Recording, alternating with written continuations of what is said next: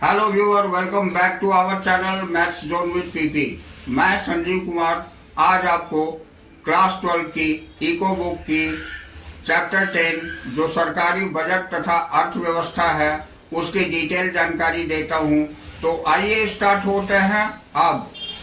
तो आइए आज मैं आपको समष्टि अर्थशास्त्र इको बुक 2 क्लास 12 की चैप्टर 10 जो हमारी सरकारी बजट तथा अर्थव्यवस्था है, जिसे हम गवर्नमेंट बजट एंड इकोनॉमी कहते हैं, तो इसकी डिटेल जानकारी प्राप्त करते हैं। तो आइए सबसे पहले हम अध्याय का स्वरूप देख लेते हैं। तो पहले टॉपिक है सरकारी बजट की अवधारणा। इसके अंतर्गत हम 2 पॉइंट पढ़ेंगे। पहली, सरकारी बजट का अर्थ और विशेषताएं जानेंगे। दूसरी, बजट और बजटीय नीति के पहलू जानेंगे। अब दूसरा पॉइंट होगा हमारा सरकारी बजट के उद्देश्य। इसके अंतर्गत सरकारी बजट के प्रमुख उद्देश्य यानी भारतीय अर्थव्यवस्था के संदर्भ में जानेंगे। तीसरी पॉइंट बजट की संरचना तथा बजट के घटक होगा। इसके अंतर्गत जो टॉपिक होगी वो बजट प्राप्तियां, जिसमें राजस्व प्राप्तियां और पूंजीगत प्राप्तियां होगी। दूसरी होगी बजट व्यय, जिसके अंतर्गत राजस्व व्यय और पूंजीगत व्यय की जानकारी लेंगे। अब आइए चौथे पॉइंट में बजट घाटा की जानकारी लेंगे, जिसमें राजस्व घाटा, राजकोषीय घाटा और प्राथमिक घाटा यानी अर्थ, प्रकार और माप सारे की जानकारी प्राप्त करेंगे। इसके अंतर्गत जो टॉपिक होगी वो होगी बजट घाटा क्या है, बजट घाटे के प्रकार और माप, जिसके अंतर्गत राजस्व घाटा, अर्थ और निहितार्थ पढ़ेंगे। दूसरा राजकोषीय घाटा, इसके भी अर्थ एवं निहितार्थ पढ़ेंगे। तीसरा होता है प्राथमिक घाटा, इसके भी अर्थ और निहितार्थ की जानकारी प्राप्त करेंगे। नेक्स्ट टॉपिक राजस्व घाटा और राजकोषीय घाटा तथा प्राथमिक घाटे में अंतर देखेंगे। उसके बाद विभिन्न प्रकार के बजट घाटे के अनुमान संबंधी उदाहरण देखेंगे। अब आइए अगली पॉइंट हमारी होगी संतुलित तथा असंतुलित बजट। इसमें हम पॉइंट पढ़ेंगे संतुलित बजट की अवधारणा और इसके लाभ तथा हानियां। दूसरी टॉपिक पढ़ेंगे असंतुलित बजट की अवधारणा, इसके लाभ तथा हानियां। तो इतने सारे पॉइंट्स की और ये टॉपिक की जानकारी हम इस चैप्टर के अंतर्गत लेंगे। तो आइए इस चैप्टर को हम डिटेल से शुरू करते हैं। तो आइए सबसे पहले हम देखते हैं सरकारी बजट की अवधारणा, जिसे हम कंसेप्ट ऑफ गवर्नमेंट बजट बोलते हैं। तो आइए इसकी डिटेल जानकारी प्राप्त करते हैं। तो इसके अंतर्गत टॉपिक है हमारी सरकारी बजट का अर्थ एवं विशेषताएं यानी meaning and features of government budget. तो इसमें हम पहला पॉइंट देखेंगे, भारत में 1 फरवरी एक जाना माना यानी कि वेल नोन दिन है, जब वित्त मंत्री सरकार का वार्षिक बजट संसद में अनुमोदन के लिए प्रस्तुत करता है। दूसरा, बजट प्रकट करता है कि बीते वर्ष में सरकार का वित्तीय निष्पादन यानी फाइनेंशियल परफॉर्मेंस कैसा रहा है और आगामी वर्ष के लिए सरकार की क्या नीतियां और क्या कार्यक्रम है। इसमें आगामी वित्तीय वर्ष के लिए सरकारी प्राप्तियां और सरकारी व्यय का अनुमान शामिल रहता है। अब अगली पॉइंट हमारी इसी के अंतर्गत सरकार के वित्तीय निष्पादन के संदर्भ में यह पिछले 1 वर्ष के दौरान हुई गतिविधियों की व्याख्या के जैसा है। ध्यान अधिकतर बजट के दूसरे भाग पर दिया जाता है, जिसमें आगामी वर्ष के लिए सरकार की नीतियों तथा कार्यक्रमों का वर्णन किया जाता है। अगली पॉइंट सरकार की नीतियां तथा कार्यक्रम जो बजट में प्रस्तुत किए जाते हैं, सरकार की बजटीय नीति यानी बजटरी पॉलिसी कहलाती है अथवा राजकोषीय नीति यानी फिस्कल पॉलिसी कहलाती है। इसके निम्नलिखित पहलू हैं। तो बजट तथा बजटीय नीति के पहलू यानी aspect of budget and budgetary policy. इसका पहला है राजस्व पहलू, जिसे हम रिवेन्यू एस्पेक्ट बोलते हैं। यह सरकार की अनुमानित प्राप्तियों को प्रकट करता है। और दूसरा है व्यय पहलू, जिसे हम एक्सपेंडिचर एस्पेक्ट बोलते हैं। यह सरकार के अनुमानित व्यय को प्रकट करता है। अब अगली पॉइंट हम देखेंगे। तो इसी के अंतर्गत अगली पॉइंट है हमारी बजटीय राजस्व तथा बजटीय व्यय को व्यक्त करके सरकार स्थिरता के साथ समृद्धि यानी ग्रोथ विद स्टेबिलिटी को प्राप्त करने का प्रयास करती है। अतः सरकारी बजट सरकार की अनुमानित प्राप्तियां और अनुमानित व्यय का वह विवरण है जिसमें आगामी वित्तीय वर्ष के लिए जो स्थिरता के साथ समृद्धि के द्विउद्देश्य को प्राप्त करने के लिए सरकार की बजटीय नीति को प्रकट करता है। अब हम नेक्स्ट पॉइंट देखेंगे जिसे हम सरकारी बजट के उद्देश्य बोलते हैं यानी ऑब्जेक्टिव ऑफ गवर्नमेंट बजट। तो आइए इसकी डिटेल जानकारी प्राप्त करते हैं। तो इसमें हम जानकारी ले रहे हैं सरकारी बजट के कुछ प्रमुख उद्देश्य यानी भारतीय अर्थव्यवस्था के विशेष संदर्भ में का संक्षिप्त विवरण निम्नलिखित है। पहला है जीडीपी समृद्धि यानी जीडीपी ग्रोथ। इसमें हम देखेंगे जीडीपी समृद्धि सरकार की बजटीय नीति का केंद्रीय उद्देश्य है। इसे दो प्रकार से प्राप्त किया जा सकता है। पहली बात है विशेष रूप से आर्थिक और सामाजिक आधारित संरचना के निर्माण पर सार्वजनिक व्यय के विस्तार द्वारा किया जाता है और दूसरा है निजी निवेश को प्रोत्साहित करके कर छूट यानी टैक्स रिबेट अथवा आर्थिक सहायता द्वारा किया जाता है। नेक्स्ट पॉइंट है संसाधनों का आवंटन यानी एलोकेशन ऑफ रिसोर्सेस। तो निजी उद्यमी सदा यही चाहेंगे कि संसाधनों का आवंटन उत्पादन के उन क्षेत्रों में किया जाए जहां ऊंचे लाभ प्राप्त होने की आशा हो, किंतु यह भी संभव है कि उत्पादन के क्षेत्रों जैसे शराब का उत्पादन द्वारा सामाजिक कल्याण में कोई वृद्धि ना हो। अब इसके अंतर्गत अपनी बजट संबंधी नीति द्वारा देश की सरकार संसाधनों का आवंटन इस प्रकार करती है जिससे लाभ अधिकतमीकरण के लक्ष्य तथा सामाजिक कल्याण के बीच संतुलन स्थापित किया जा सके। अब देखिए तो उन वस्तुओं जैसे सिगरेट और शराब के उत्पादन को भारी करों यानी टैक्सेशन द्वारा निरुत्साहित किया जाता है जो स्वास्थ्य के लिए हानिकारक होती है। इसके विपरीत सामाजिक उपयोगिता वाली वस्तुएं जैसे खादों के उत्पादन को आर्थिक सहायता यानी सब्सिडीज देकर प्रोत्साहित किया जाता है। अब नेक्स्ट पॉइंट है सार्वजनिक वस्तुओं का प्रावधान यानी प्रोविजन ऑफ पब्लिक गुड्स। तो एक बाजार अर्थव्यवस्था में मांग तथा पूर्ति शक्तियां सार्वजनिक वस्तुओं के पर्याप्त उत्पादन की अनुमति नहीं देती है। ये वे वस्तुएं हैं जो लोगों की सामूहिक आवश्यकताओं को संतुष्ट करती है। इसके अंतर्गत देश का कानून एवं प्रशासन तथा सुरक्षा सार्वजनिक वस्तुओं के महत्वपूर्ण उदाहरण हैं। कोषों के बजटीय आवंटन के माध्यम से लोगों को ये वस्तुएं पर्याप्त मात्रा में प्रदान की जाती है। अब अगली पॉइंट हम देखेंगे इसी के अंतर्गत आय तथा संपत्ति का पुनः वितरण जिसे हम redistribution of income and wealth बोलते हैं। तो कराधान तथा आर्थिक सहायता सरकारी बजट का महत्वपूर्ण घटक है। इसका उपयोग आय और संपत्ति के बंटवारे को सही करने के लिए किया जाता है। अब हम देखते हैं यानी धनी वर्ग पर कर लगाकर तथा निर्धन वर्ग को आर्थिक सहायता प्रदान की जाती है। तदनुसार धनी वर्ग की प्रायोज्य आय कम हो जाती है जबकि गरीबों की प्रायोज्य आय बढ़ जाती है। नेक्स्ट है हमारी निर्धनता रेखा से नीचे रहने वाले बीपीएल परिवारों को एलपीजी का मुफ्त कनेक्शन एक महत्वपूर्ण उदाहरण है। अब अगली पॉइंट है संतुलित प्रादेशिक समृद्धि जिसे हम बैलेंस्ड रीजनल ग्रोथ बोलते हैं।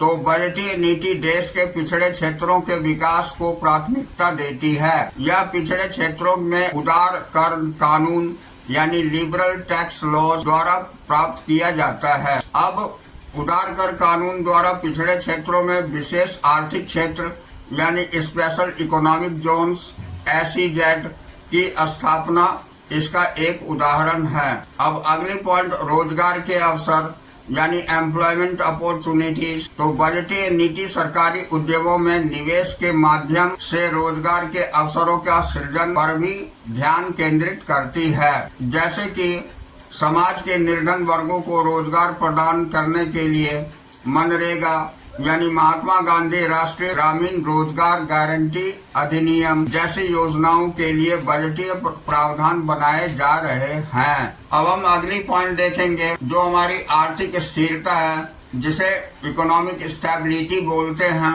तो सरकार की राजस्व और व्यय नीतियों का उपयोग अर्थव्यवस्था में मुद्रास्फीति यानी इन्फ्लेशन तथा अविस्फीति यानी डिफ्लेशन के उतार चढ़ाव को कम करने के लिए राजकोषीय साधनों के रूप में किया जाता है। अब यहाँ देखिए, उच्च कराधान और कम सरकारी व्यय के माध्यम से मुद्रास्फीति को ठीक किया जाता है। दूसरा है, अविस्फीति को कम कराधान और उच्च सरकारी व्यय के माध्यम से प्रबंधित किया जाता है। अब हम संक्षेप में देखेंगे, सरकार अपने राजस्व तथा व्यय को इस प्रकार प्रतिबंधित करती है कि अर्थव्यवस्था में जीडीपी समृद्धि तीव्र हो, स्फीतिक और अविस्फीतिक दबाव समाप्त हो जाए और असमानता कम हो जाए। यह समृद्धि की प्रक्रिया को स्थिरता प्रदान करता है। अब देखिए, अब हम अगली टॉपिक की जानकारी लेंगे, बजट की संरचना यानी स्ट्रक्चरल ऑफ बजट अथवा बजट के घटक यानी कंपोनेंट्स ऑफ बजट। तो आइए इसकी डिटेल जानकारी हम प्राप्त करते हैं। तो इसके अंतर्गत पहली पॉइंट है, बजट की संरचना से अभिप्राय बजट के घटकों यानी अंगों से है। अब सरकारी बजट के दो विस्तृत घटक हैं। पहला है बजट प्राप्तियां, जिसमें राजस्व प्राप्तियां एवं पूंजीगत प्राप्तियों को शामिल किया जाता है, तथा दूसरा है बजट व्यय, जिसमें राजस्व व्यय और पूंजीगत व्यय को शामिल किया जाता है। तो इन दो घटकों का विस्तृत विवरण नीचे दिया गया है, आइए उसकी जानकारी लेते हैं। तो सबसे पहले हम बजट प्राप्तियां देखते हैं, जिसे हम बजट रिसीप्ट्स कहते हैं। तो आइए इसकी डिटेल जानकारी प्राप्त करते हैं। तो हम देखते हैं इसमें पहली पॉइंट, बजट प्राप्तियों से अभिप्राय एक वित्तीय वर्ष में सरकार को सभी स्रोतों से प्राप्त होने वाली अनुमानित मौद्रिक आय से है। यानी budget receipts refers to the estimated money receipts of the government from all sources during the fiscal year. अब अगली पॉइंट हम देखते हैं। तो अगली पॉइंट में ये बजट प्राप्तियों का विस्तृत रूप से निम्नलिखित दो भागों में वर्गीकृत किया गया है। पहला है राजस्व प्राप्तियां, जिसे हम रिवेन्यू रिसिप्ट्स बोलते हैं, तथा दूसरा है पूंजीगत प्राप्तियां, जिसे कैपिटल रिसिप्ट्स बोलते हैं। तो इनका विस्तृत वर्णन निम्नलिखित है। तो पहले हम राजस्व प्राप्तियां देखेंगे, जिसे हम रिवेन्यू रिसिप्ट्स बोलते हैं। तो आइए इसकी जानकारी लेते हैं। सरकार की उन सभी मौद्रिक प्राप्तियों को राजस्व प्राप्तियां कहा जाता है जो निम्नलिखित दो विशेषताओं को प्रकट करती है। पहली है, इन प्राप्तियों से सरकार का कोई देयता उत्पन्न नहीं होती, यानी these receipts do not create any corresponding liabilities for the government. अब उदाहरण के लिए कर प्राप्तियां, कर एक राजस्व प्राप्ति है क्योंकि इसके फलस्वरूप सरकार की कोई देयता उत्पन्न नहीं होती। कर सरकार को किया जाने वाला एक पक्षीय या एक तरफा आवश्यक भुगतान है। अब दूसरा पॉइंट इसके अंतर्गत, इन प्राप्तियों से सरकार की परिसंपत्तियों में कोई कमी नहीं होती, यानी कि these receipts do not cause any reductions in assets of the government. तो उदाहरण के लिए कर प्राप्तियां सरकार की परिसंपत्तियों में कोई कमी नहीं करती है। इसके विपरीत यदि सरकार किसी कंपनी जैसे एयर इंडिया के अपने शेयर बेचकर धन प्राप्त करती है, तो इससे उसकी परिसंपत्तियों में कमी हो जाती है, इसलिए इन्हें राजस्व प्राप्तियां नहीं कहा जाएगा। अब हम संक्षेप में देखते हैं। सरकार की राजस्व प्राप्तियां वे मौद्रिक प्राप्तियां हैं जिनके फलस्वरूप न तो सरकार की कोई देयता उत्पन्न होती है और न ही सरकार की परिसंपत्तियों में कमी होती है।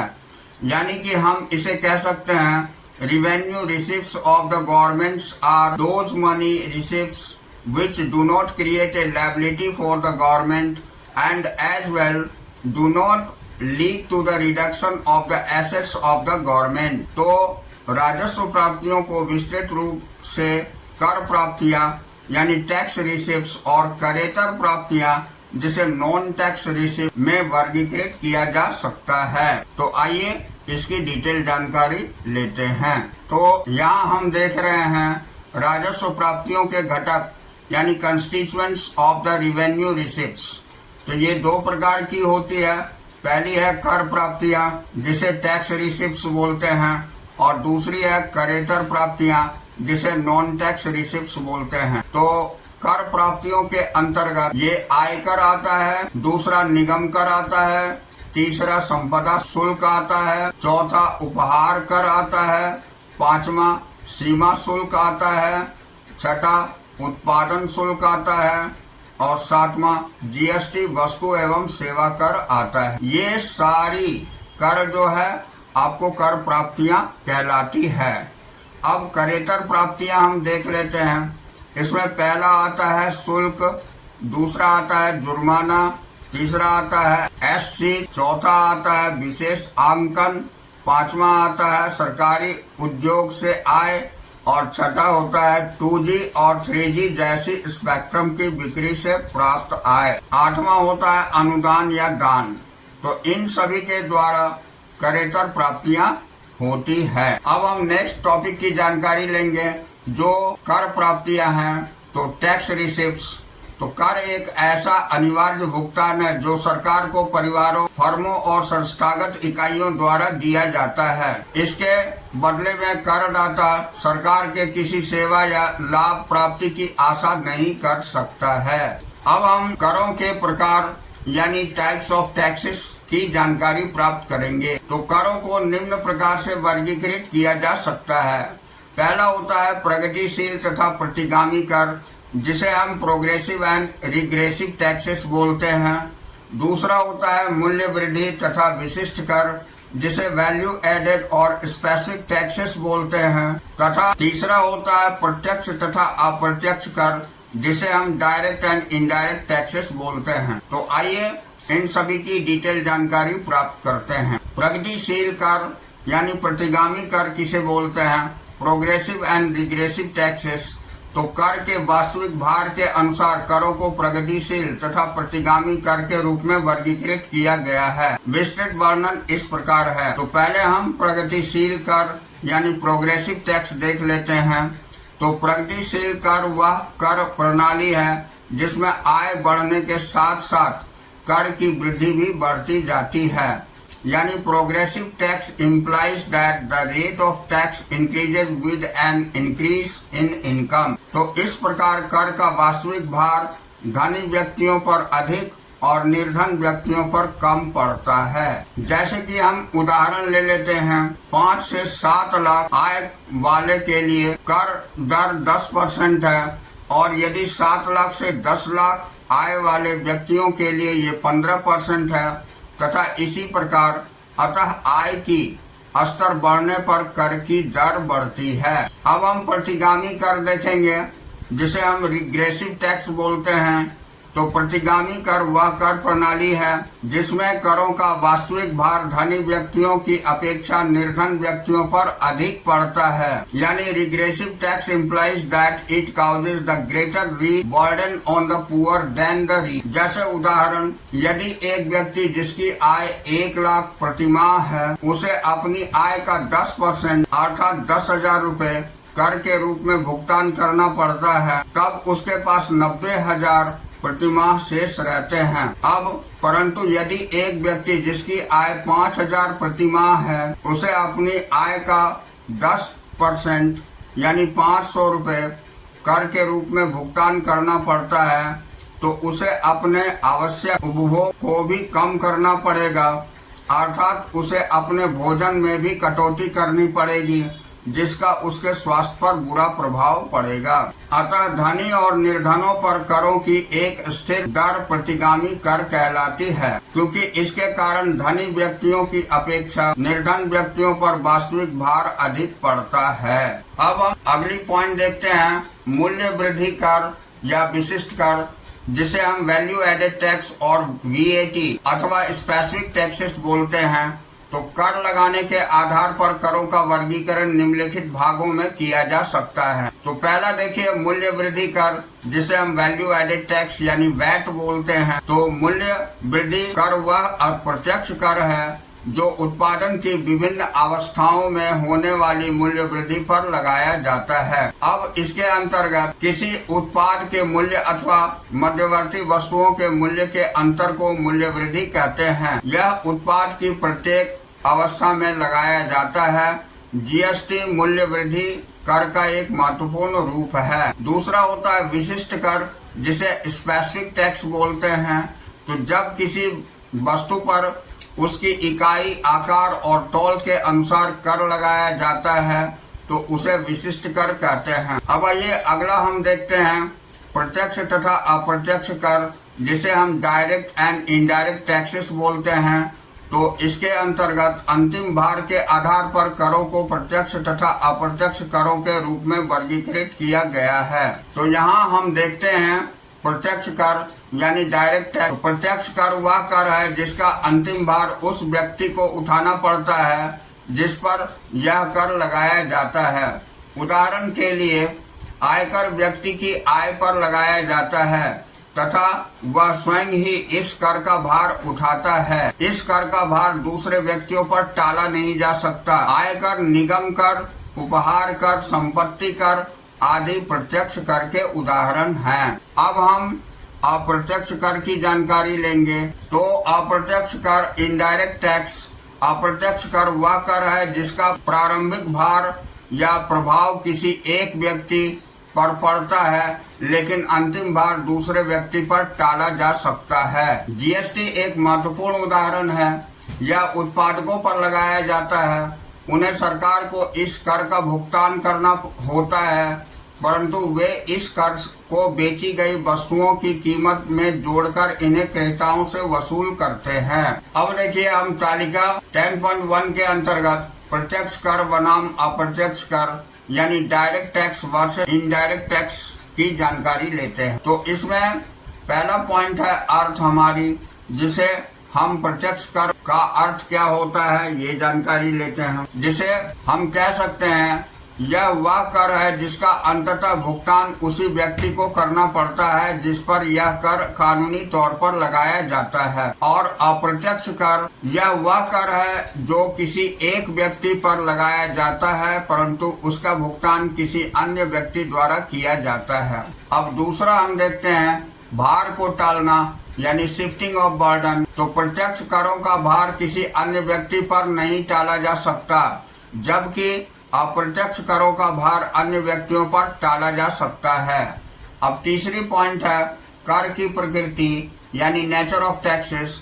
तो प्रत्यक्ष कर सामान्यतया प्रकृति से प्रगतिशील होती है। अब अप्रत्यक्ष कर सामान्यतया प्रकृति से प्रतिगामी होते हैं। अब इसके उदाहरण हैं ये प्रत्यक्ष कर का आयकर और निगम कर, जबकि अप्रत्यक्ष कर का जीएसटी और सीमा शुल्क है। अब देखिए अब हम अगली पॉइंट करेतर प्राप्तियां जिसे नॉन टैक्स रिसिप्ट्स बोलते हैं। तो आइए इसकी जानकारी प्राप्त करते हैं। तो करेतर राजस्व प्राप्तियां सरकार की वे प्राप्तियां हैं जो करों को छोड़कर अन्य स्रोतों से उत्पन्न होती है। कुछ करेतर राजस्व प्राप्तियां निम्नलिखित है। पहला है शुल्क, जिसे फीस बोलते हैं। तो सरकार द्वारा व्यक्तियों को प्रदान की जाने वाली सेवाओं के लिए किया जाने वाला भुगतान शुल्क कहलाता है।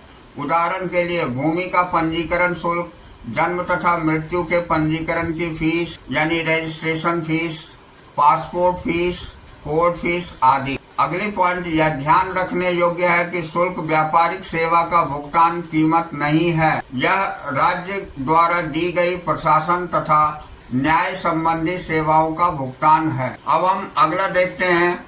अगला होता है जुर्माना, जिसे फाइन्स बोलते हैं।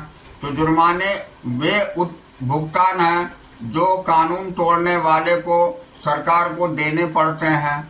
यह कानून तोड़ने के लिए आर्थिक दंड है।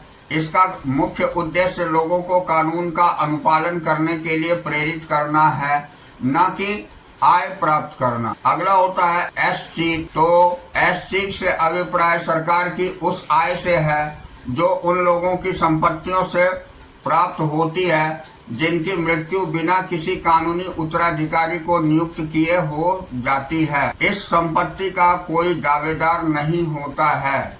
सरकार के लिए यह आय का एक स्रोत है। अब अगला होता है विशेष अंकन यानी स्पेशल असेसमेंट। तो विशेष अंकन वह भुगतान है जो सरकारी कार्यों के फलस्वरूप किसी संपत्ति में सुधार होने या उसके मूल्य में वृद्धि होने के कारण उसके मालिकों द्वारा सरकार को दिया जाता है। अब इसका उदाहरण हम देख लेते हैं। तो कुछ सरकारी कार्यों जैसे सड़क निर्माण और सीवरेज व्यवस्था या नालियों के निर्माण के कारण आसपास की संपत्ति के मूल्य या किराए की रकम में वृद्धि हो जाती है। इन सुधारों के लिए खर्चों का कुल भाग सरकार विशेष अंकन के रूप में संपत्ति के मालिक से वसूल कर लेती है। अब अगला सरकारी उद्यमों से आय है, इनकम फ्रॉम पब्लिक एंटरप्राइजेस। सरकार कई प्रकार के उद्यमों की मालिक होती है। जैसे उदाहरण है भारतीय रेलवे, कई प्रकार के कारखानों जैसे नांगल का खाद कारखाना, इंडियन ऑयल, भिलाई का इस्पात कारखाना आदि। इन उद्यमों के लाभ सरकार के लिए आय का स्रोत होते हैं। अब अगली पॉइंट है 2G तथा 3G जैसे स्पेक्ट्रम की बिक्री से प्राप्त आय यानी income from the sale of spectrum like 2G and 3G। तो स्पेक्ट्रम की वृद्धि से प्राप्त आय सरकार की करेतर राजस्व प्राप्तियों की एक महत्वपूर्ण स्रोत है। अब अगली पॉइंट है अनुदान या दान, जिसे हम ग्रांट्स और डोनेशंस बोलते हैं। तो सरकार द्वारा प्राप्त किए गए अनुदान भी सरकारी आय का एक स्रोत है। लोगों द्वारा सरकार को अनुदान तथा दान देना बहुत ही साधारण सी बात है जब यहाँ प्राकृतिक आपदाओं जैसे भूकंप, बाढ़, अकाल और युद्ध जैसी स्थिति हो। तो आज की क्लास मैं यहीं ओवर करता हूँ। अगले दिन इसी चैप्टर की अगली टॉपिक से लेकर चलेंगे पार्ट 2 के अंतर्गत। So that's all for today. We will meet again on the next class.